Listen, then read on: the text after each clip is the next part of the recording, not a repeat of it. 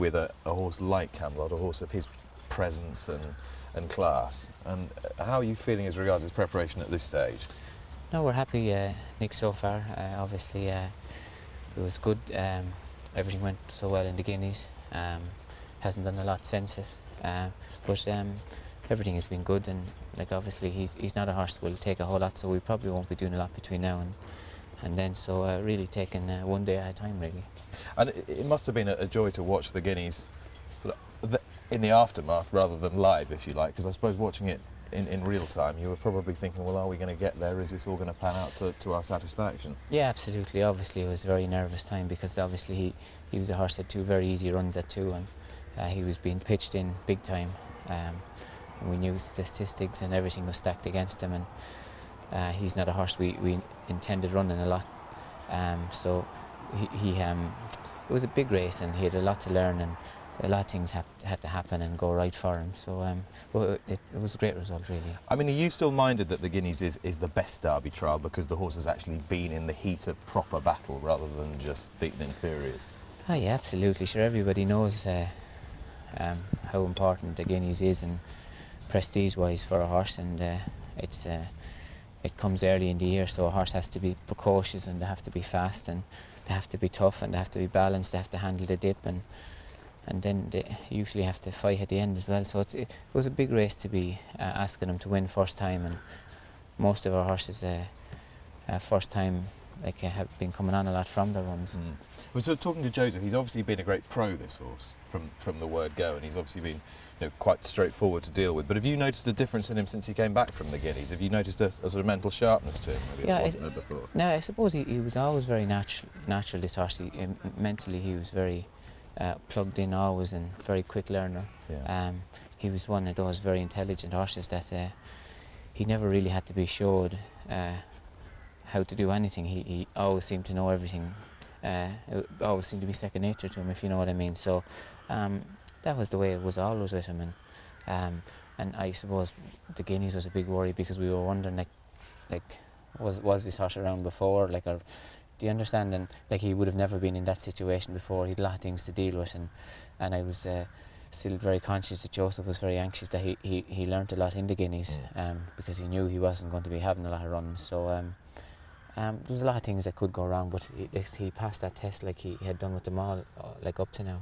Yeah, well, obviously the Guineas, his first time coming down between horses, and he came around the outside when he won his maiden, and he came around the outside when the Racing Post Trophy, and he came from last both times, so he's never really got a few belts or a lot of things like that. So you'd like to think that he should be still improving and learning his game. Is he a cast iron stayer, do you think, in terms of pedigree and run style? I don't know really, Nick, what he is. I'd be telling a lie if I told you I did. He's out of a King Mambo mare who's out of a Dane Hill mare, and he has very strong crosses of both those horses in him, as well as being by Montew. So it's very hard to say. He's a lot of class. He travels very well, and obviously we saw in the Guineas, he's precocious, and he fights at the end, and he's tough. So and wasn't stopping at the end of it. So we're going to learn a lot. I think you'd have to be hopeful rather than confident. Obviously he showed in Newmarket he's a lot of speed to come from as far back as he came from to win the Guineas. So it'll be interesting, but on form and on paper you'd imagine that he would get a man and a half on his pedigree, and he is by Montew, and most Montew say a man and a quarter or a man and a half, so you'd like to be hopeful that he would get the man and a half. People make lots of generalisations about stallions and what their progeny do. They may have only had 3 or 4 of their progeny. I don't know how many managers you've trained, but it would be, I guess, well north of a couple of hundred. So you're in a very good position to say whether he's typical of a Marshal or atypical of a Marshal. What do you think? Yeah, I suppose, Nick, from day one, obviously John and Caroline Warren reared him, and he was very special all along with them, and they've always felt that from the time he was foaled. And then when the boys saw him at the sales, they said he was very special, and when he came here he was very special, and he was one of those horses that nearly looked too good to be true. When he trots, it's a kind of an extended trot he does all the time, and it takes people years to teach a dressage horse how to do that, it's kind of, I suppose, the perfect trot, but he does it all natural. And So it's that easy athleticism. I think that's what it is. But it's like when you see a horse that is so natural and like that, you always saying like, is this too good to be true? You know, and that's been the way always with this horse, and that's why you're always worried every day. And when you're asking him to sit the exams, like obviously you feel and believe that in your heart and soul, like he has everything to pass them flying colours, but like things don't always go that way. And so obviously, I suppose about a Montjuïc, he's naturally very gifted and brilliant. He's very cool mind. He doesn't usually sweat much. He's a very sharp, quick, responsive horse, but and can come across not edgy, but just real quick, sharp horse. You know. So. Do you find horses with that sharpness, that little bit of edge about them, that's something about them, you have to just pay them that little bit more respect?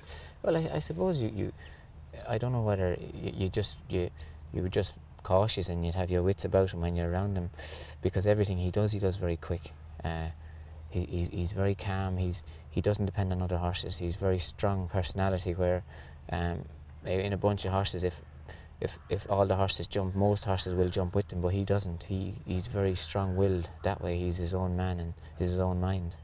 Which is, I guess, why it's important that you have continuity as regards who rides him in the morning, who rides him in his work, and who rides him in his races. Yeah, listen, obviously Kanami rides him in all his canters every day. He's been here some time now, absolutely, hasn't he? yeah, and does a fabulous job with him.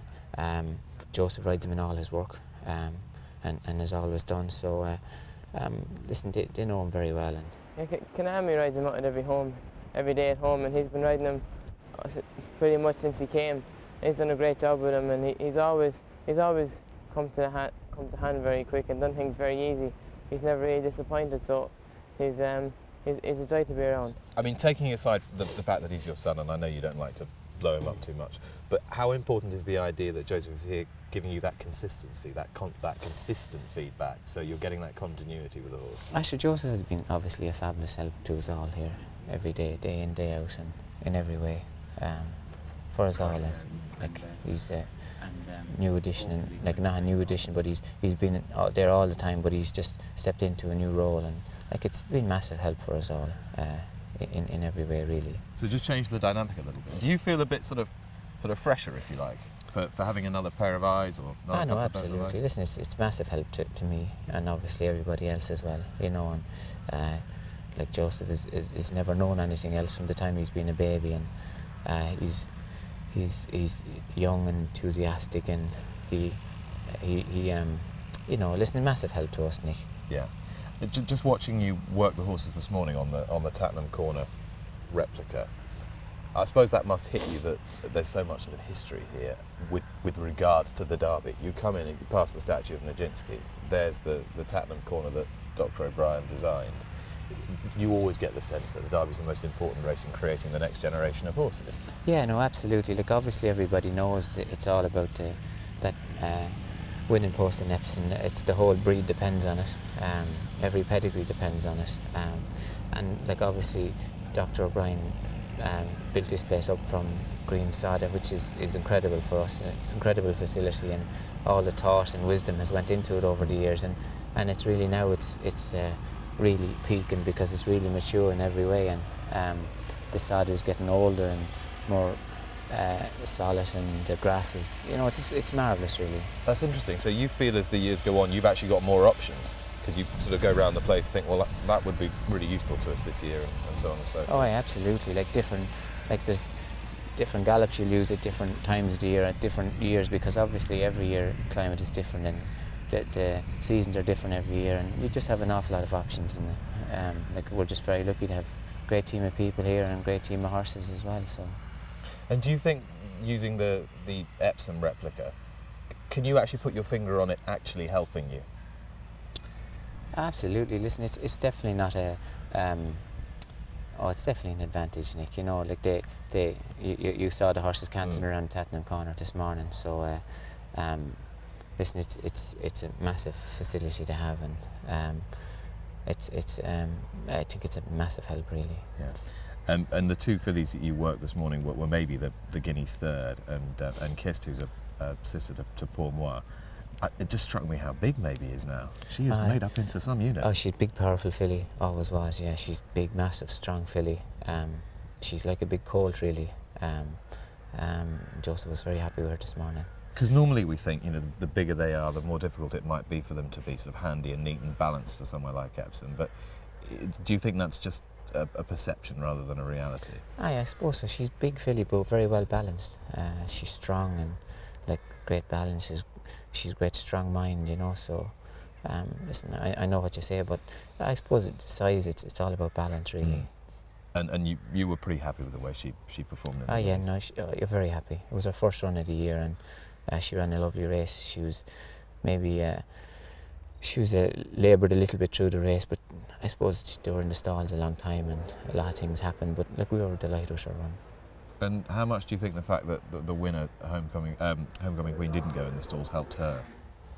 I'm not sure, Nick, but it definitely wasn't a disadvantage, So, but we were delighted with her, really. We saw her cantering this morning. She seems to show that sort of same terrier-like enthusiasm for everything she does here as she did through that race. But I guess what you were seeing every morning here, you weren't seeing before the Guineas. No, I suppose we were seeing that obviously our first 6 or 7 runs, and she kept getting beat, so we didn't know what was wrong, and we just changed tactics a little bit with her, and it just all clicked into gear. But she's very determined, filly. She's very well balanced, hardy, determined filly, really, I suppose. And the other filly we saw working this morning, Joseph, hopped off maybe, and he got onto Kist. She's had it all quite straightforward so far. Is there any sense that you'd like to test her a little bit more than you've been able to? I suppose so. Like, you always would like to see them learning as they go along from run to run and get into different situations. But I suppose it just didn't happen that way with her. She won very easy first time, and she won very easy second time. So, but like, I'm sure it will happen, and she'll get into those situations. But it just wasn't meant to be so far. And is she pretty straightforward in terms of? Very straightforward so far. Very fit naturally. It doesn't take a lot of work. She's a strong mind as well, and plenty personality. So everything is going well with her so far. Not too much personality for the riggers of no, Epsom. No, but she has plenty of personality, and like, we always think that's important. She's strong-willed, and she knows her own mind too, but very mannerly as well. Is it a cliche, or are all the very good ones a little different in terms of temperament?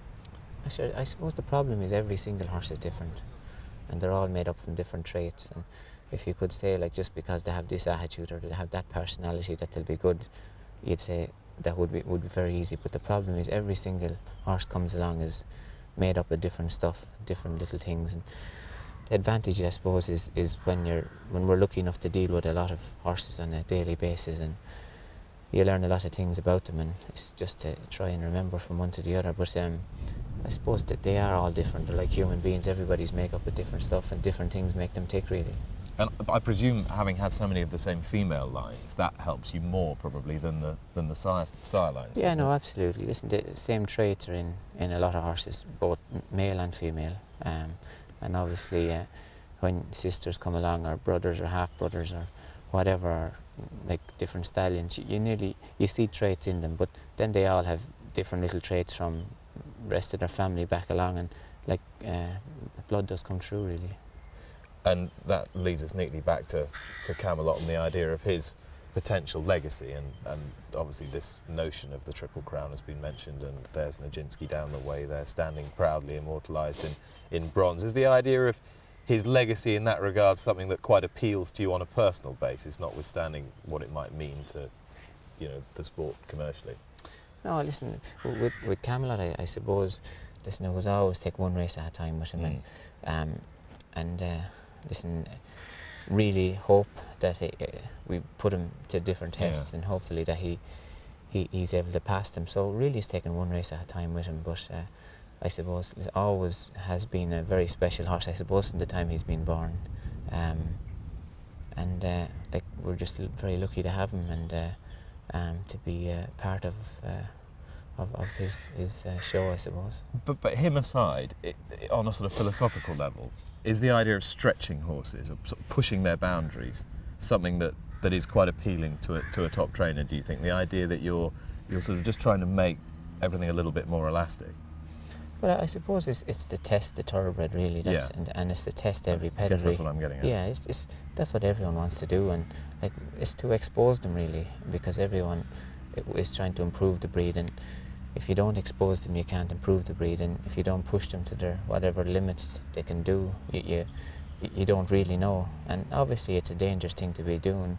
Like if you're worried about getting them beat, but listen, for the breed long term, like they have to go in and sit the exam and see how good they are, or see where their faults or failings are, or their pluses, you know. So it's important for the breed going forward that they are looked at all kind of distances and exposed, and then when you get one that you think is very special, is to stop in time to save them, because Exactly. those unique horses, when they come along, if anything happens to them, the whole thoroughbred breed suffers forever if a special one does come along. Because you're giving them that context. So you're saying, well, this is what they've got to do to excel, rather than just giving them a load of easy races and us never knowing any of the difference. No, absolutely. Listen, if you're afraid, or if it was commercial only, that's the way you would be going. But it's for the future of the thoroughbred, and to improve the thoroughbred breed, they have to be kind of they have to sit the exams and go through the strong tests and see what their limits are, and see what their pluses are, and like obviously that's what we were very worried about Camelot. Like he obviously wasn't. Everyone would have said like Montu has never won a Guineas, never won a race from 3-year-old up for a mile or less, you know. So it was a big worry, and like it was a big ask for him. And listen, like all the statistics said, like it's a test you weren't going to pass, and like history is very hard to change. But we were very lucky that he sat it and passed it. And in essence, if I was in your position and somebody said that to me, it'd be like red rag to a bull, because you'd think, well, actually, I know I've got the classy horse and the stats are there to be taken down, so let's have a go. Yeah, but like that's not always like obviously history and stats like weren't there for no reason. Do you understand? And Yeah. I think that's what makes him very unique. That he has went in there and performed, and you know he's just obviously just very lucky to have a different specimen like him really. Aidan, it's always fascinating to talk to you. Thanks so much for your time this morning. Pleasure, Nick. Pleasure. Cheers.